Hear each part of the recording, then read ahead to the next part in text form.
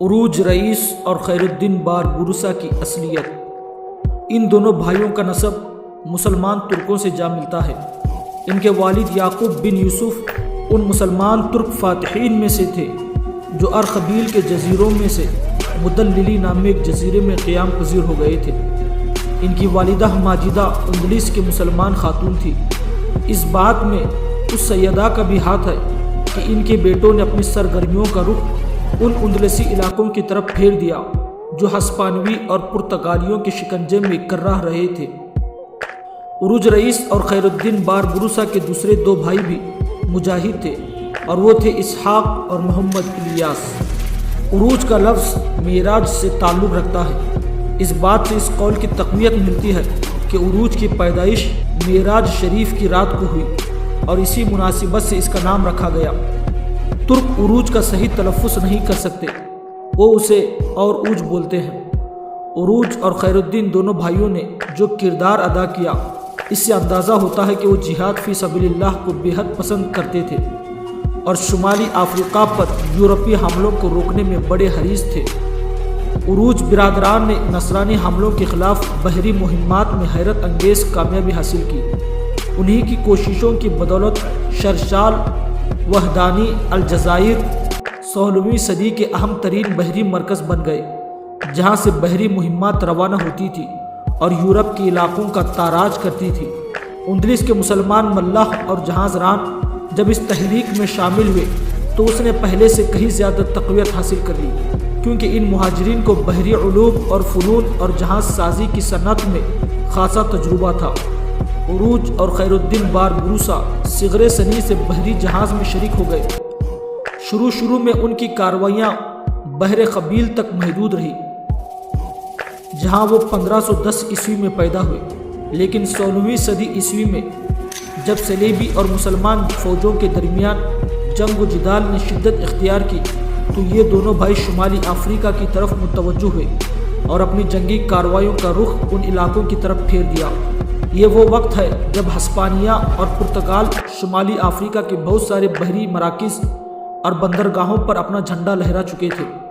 عروج رئیس اور خیر الدین دونوں بھائیوں نے مسیحی بحری قزاقوں کے مقابلے میں شاندار کامیابیاں حاصل کی، جن کی بدولت وہ یہاں کی کمزور اسلامی طاقتوں کی آنکھ کا تارا بن گئے۔ شاید انہیں جنگی کارروائیوں کی بدولت سلطان حفصی نے انہیں اجازت دے دی کہ وہ ٹیونس کے ایک غیر آباد جزیرے کو اپنا مرکز بنائے اور صلیبیوں کے خلاف جنگ آزما ہو۔ سلطان حفصی ہسپانویوں کے حملے سے تنگ آ چکا تھا اور مجبوراً اس نے اس سے دب کر صلح کر لی تھی۔ اس سے یہ بات بھی واضح ہو جاتی ہے کہ ان علاقوں میں ان دونوں بھائیوں کی مدد اور ان کے اثر و رسوخ کی بدولت ایک ایسا گروہ پیدا ہو گیا تھا جس نے الجزائر کی حکومت ان دونوں بھائیوں کے حوالے کر دی اور پڑوس کے بعض دوسری اقالیم پر بھی ان کا جھنڈا لہرانے لگا۔ بعض لوگوں کا گمان ہے کہ عروج اور اس کے بھائی کا الجزائر میں داخل ہونا اور اس علاقے پر ان کا حکومت کرنا سلطان کی رغبت اور خوشی سے نہیں تھا۔ ان کی دلیل یہ ہے کہ بعض طاقتیں ہمیشہ ان دونوں بھائیوں اور ان کے مددگار ترکوں کو جلا وطن کرنے کے لیے کوشاں رہی۔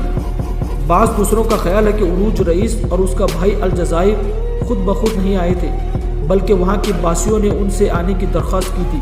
وجہ یہ تھی کہ ہسپانیہ ان علاقوں پر تابڑ توڑ حملے کر رہا تھا اور وہ چاہتے تھے کہ باربروسا برادران انہیں ان حملوں سے بچائے۔ رہے وہ لوگ جو الجزائر میں ان کی موجودگی کو ناپسند کرتے تھے اور ہمیشہ ان کی جلا وطنی کے خواب دیکھتے رہتے تھے، تو ان حاکموں کے نمائندے تھے جو یہاں حکومت و اقتدار کے خواہاں تھے۔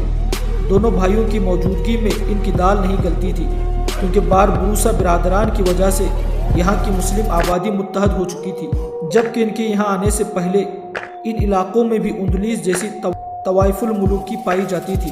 ملک کے غالباً اکثریت دونوں بھائیوں کی حامی تھے اور ان علاقوں کی اکثر آبادی نے صلیبی حملوں کے خلاف باربروسا برادران کی جنگی مہمات میں شرکت کی۔ اسی طرح کے کئی مقامی حکام جن کو ہسپانیہ کی طرف سے کیے جانے والے صلیبی حملوں کا احساس تھا، انہوں نے بھی ان برادران کو پوری حمایت کی۔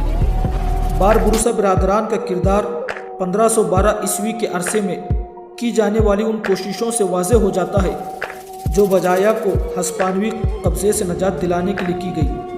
1514 عیسوی میں جب باربروسا برادران الجزائر میں داخل ہونے میں کامیاب ہوئے اور ہسپانیہ کے حلیف فوجوں کو یہاں سے مار بھگایا تو انہوں نے چیجل کی بندرگاہ کو اپنی کارروائیوں کا مرکز بنایا جو الجزائر کے مشرق میں واقع ہے، تاکہ وہ یہاں سے ایک طرف بجایا کی آزادی اور دوسری طرف اندلس کے مسلمانوں کی مدد کے لیے جنگی کارروائیاں کر سکے۔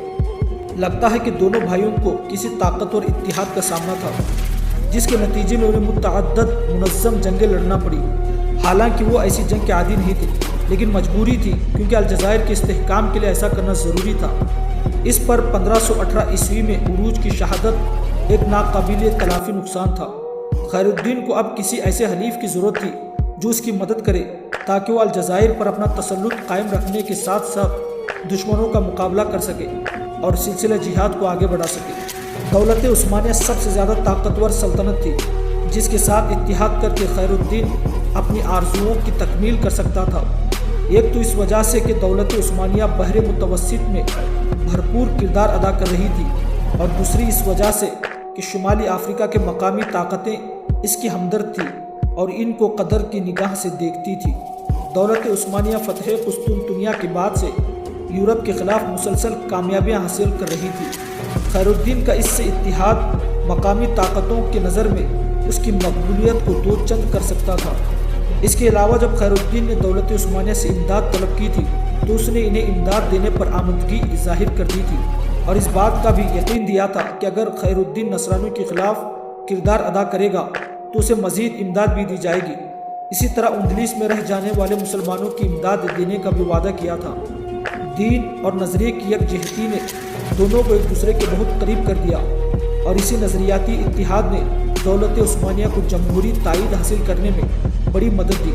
چنانچہ یہاں کی آبادی خیر الدین باربروسا اور دولت عثمانیہ کے مابین اس تحالف اور تقریب کو پسندیدگی کی نگاہ سے دیکھنے لگی۔ دوستوں، آج کے لیے بس اتنا، ملتے ہیں بہت جلد اگلی ایپیسوڈ میں، تب تک اللہ حافظ۔